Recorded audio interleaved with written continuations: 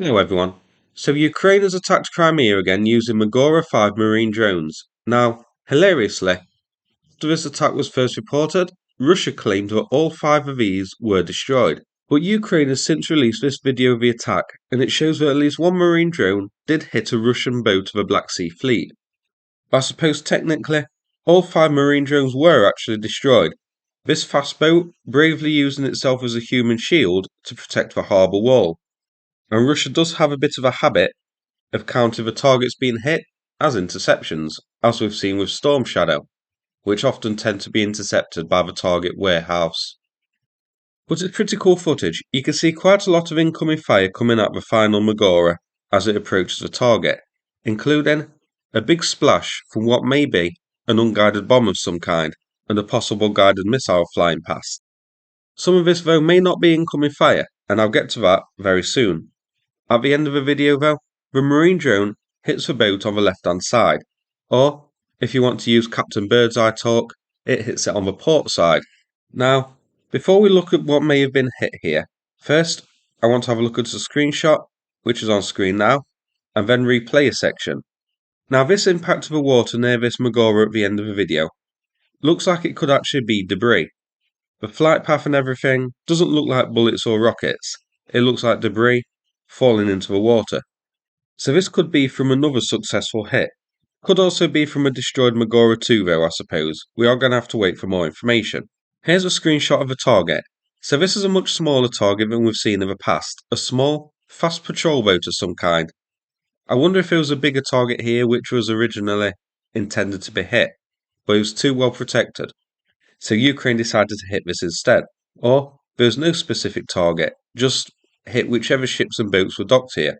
As for the ship type, well at first I thought it was a Raptor, but here's a side by side, so it isn't a Raptor.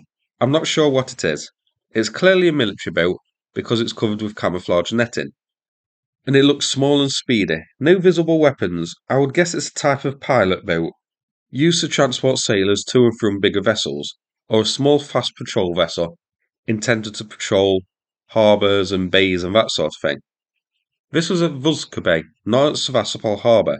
Vuzka Bay is on the northeastern Crimean coast. This bay was attacked before, a marine drone attack again which hit a pair of landing craft. I believe it was a Cerner and an Ondatra landing craft in that last attack. So, even though this target was much less impressive than we've seen in the past, it still shows us two things. One, these marine drones still get through, and Russia still can't protect its Black Sea Fleet ship from attack. And number two, Russia still talks absolute jackanori. They claimed all drones were intercepted, and would you Adam and Eve it, that turned out to be complete twaddle. Now going back to the target, I do wonder, given the cost of these drones, if it was a better and bigger target lurking nearby, or at least multiple targets in the area, with each drone just ordered to hit whichever one they can. These cost 270k each. A lot of money if a specific target was just this one small speedboat.